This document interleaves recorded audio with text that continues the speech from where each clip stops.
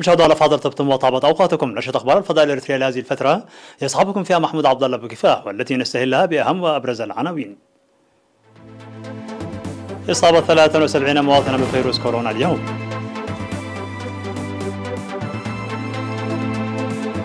تقديم دعم لأسر الشهداء والمعاقين بمديرية تسني.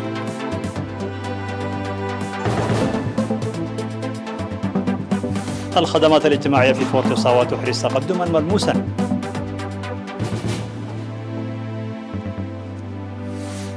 طائرات روسية تعترض سفينة تابعة للبحرية الهولندية في البحر الأسود.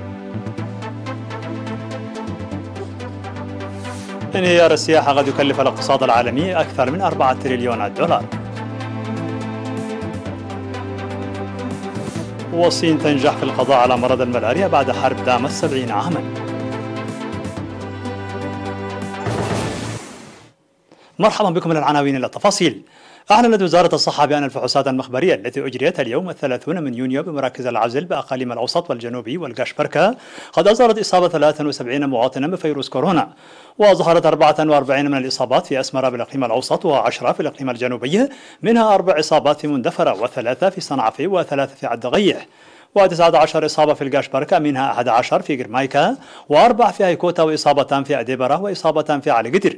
في غضون ذلك شفي 77 مريضا بوباء كورونا بالإقليم الأوسط كانوا يتلقون العلاج والرعاية اللازمة في المستشفيات، وبهذا بلغ عدد حالات الإصابة بفيروس كورونا في البلاد حتى الآن 6009، شفي منها 5512، وتوفى 23 مريضا بكورونا، فيما لا يزال 474 مريضا يتلقون العلاج في المستشفيات. وزارة الصحة 30 من يونيو 2021. أوضحت أسر الشهداء ومعاقي الحرب أن برامج التأهيل المادية والعينية التي قام بها تجار مدينة تسني أحدثت تغييرا في حياتهم المعيشية، وأوضحت الأسر بأنها تسير حياة مستقرة بفضل مبادرات دعم سكان تسني لهم حسب قدراتهم، مما مكنهم ذلك من التأهل حسب خياراتهم، سواء بالمواشي وعربات الكار والمقاهي أو متاجر الخياطة وغيرها. هذا وقد أشاد معاقو الحرب بالدعم والرعاية التي وجدوها من إدارة المديرية كفتح المتاجر وبناء المنازل بالدعم الشعبي. عبر سكان مديرية فورت ساوا عن ارتياحهم للتقدم الملموس الذي تحرزه مؤسسات الخدمات الاجتماعية في المديرية، وقالوا بأن البساتين النامية في منطقتهم ظلت تخلق بيئة ملائمة لتبادل التجارب وخلق فرص العمل. وأوضح مدير المديرية السيد أبو بكر محمود عن وجود 5 مؤسسات صحية في المديرية و28 مدرسة ومشاريع مياه شرب صالحة في 13 إدارة من إدارات الضواحي، وكذلك خدمات التيار الكهربائي والمواصلات. وقد ساهمت تلك الخدمات في حصول المواطنين على الخدمات عن قرب والاستقرار والتطور في حياتهم المعيشية. وأردف السيد أبو بكر قائلا بأن تنمية البستنة الجارية في المديرية فتحت الفرص للتعرف السكان على الزراعة المروية وتسخير الثروات الطبيعية في المنطقة لصالحهم. أصدرت المنظمة الإريترية في إيطاليا في إطار التقييم النصف السنوي الذي التأم في 26 من يونيو قرارات تساعد في تعزيز أنشطتها بما يتماشى مع المرحلة الآنية. وقدم سفير إريتريا في إيطاليا السيد فيساس بيتروس في الاجتماع الافتراضي الذي شارك فيه 75 من لجان المنظمات توضيحا مفصلا حول الأوضاع الراهنة في البلاد والمنطقة وكذلك تحديات المرحلة الراهنة.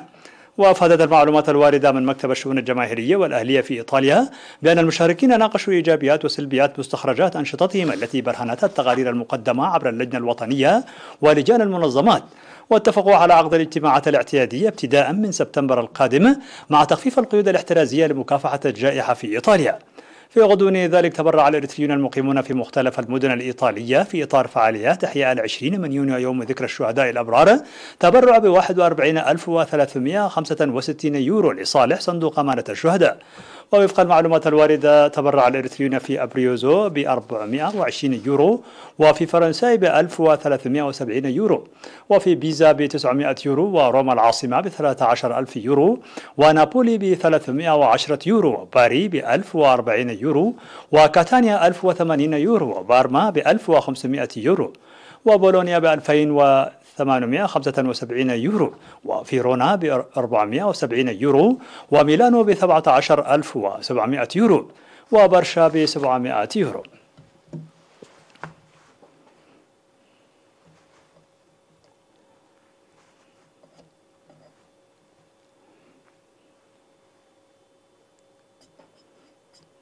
مشاهدينا الفاضل، كانت هذه الأخبار الداخلية. فاصل قصير ونوافيكم بالأخبار العالمية، ابقوا معنا.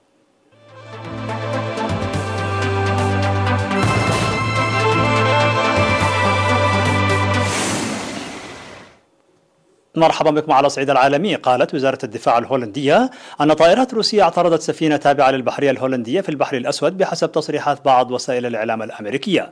وقالت وزارة الدفاع الروسية بأن مقاتلات روسية عبرت بأمان بالقرب من فرقاطة تابعة للبحرية الهولندية في البحر الأسود. وأضافت الوزارة حسب ما نقلت وكالة انترفاكس أن عبور مقاتلاتها بالقرب من الفرقاطة الهولندية يتوافق مع القوانين الدولية. وكانت وزارة الدفاع الهولندية قد قالت في وقت سابق أن طائرات روسية اعترضت سفينة تابعة للبحرية الهولندية في البحر الأسود. يذكر بأن روسيا كانت قد حذرت بريطانيا من أنها ستقصف السفن البحرية البريطانية في البحر الأسود حال تكرار أي أعمال استفزازية أخرى من جانب البحرية البريطانية قبال السواحل شبه جزيرة القرم التي ضمتها روسيا. واستدعت روسيا السفير البريطاني في موسكو لتوبيخ دبلوماسي رسمي بحسب وسائل إعلام أمريكية. أكد مؤتمر الأمم المتحدة للتجارة والتنمية أونكتاد في تقرير له صدر أن انهيار السياحة الدولية بسبب فيروس كورونا المستجد كوفيد 19 قد يؤدي إلى خسارة الاقتصاد العالمي أكثر من 4 تريليونات دولار خلال 2020 و2021. وقال التقرير الذي قدمته هذه الوكالة بالاشتراك مع منظمة السياحة العالمية التابعة للأمم المتحدة أنه على المستوى العالمي أدت ضربة كوفيد 19 للسياحة الدولية إلى خسارة في إجمالي الناتج المحلي تتجاوز 4000 مليار دولار لعامي 2020 و2021 فقط. وأشار التقرير إلى أن معدلات التطعيم غير متساوية، إذ تم تلقيح أقل من 1% من السكان في بعض الدول وأكثر من 60% في دول أخرى، وأن الخسائر السياحية أكبر في الدول النامية. أعلنت منظمة الصحة العالمية أن الصين نجحت في القضاء على الملاريا بعدما خاضت على مدى العقود السبع الماضية حربا ضد هذا المرض الذي ينقله البعوض، والذي أودى في عام 2019 بحياة أكثر من 400 ألف شخص غالبيتهم العظمى في أفريقيا. والصين التي كانت تسجل في أربعينيات القرن الماضي 30 مليون إصابة بالملاريا سنويا لم تسجل أي إصابة محلية بالمرض خلال السنوات الأربع الماضية. ويمكن للدول التي لم تسجل أي إصابة محلية بالملاريا خلال 3 سنوات متتالية أن تتقدم بطلب للحصول على شهادة من منظمة الصحة العالمية تثبت خلوها من المرض. والصين هي البلد الأربعين الذي يحصل على شهادة خلوه من الملاريا من منظمة الصحة العالمية ومقرها جنيف. في الخبر الأخير، استرجعت الشرطة اليونانية لوحة تكعيبية للرسام بابلو بيكاسو وعملا للرسام الهولندي بيت موندريان سرق سنة 2012 من متحف المجموعات الفنية الوطنية بيناكوتيك في أثينا، وأوقفت مشتبها به حسب ما أعلنت عنه السلطات.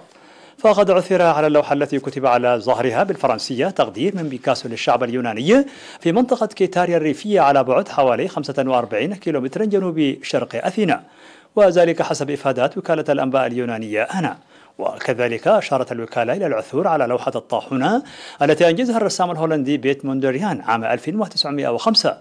وقالت وزارة الثقافة اليونانية أن مزيدا من التفاصيل حول القضية ستكشف لاحقا.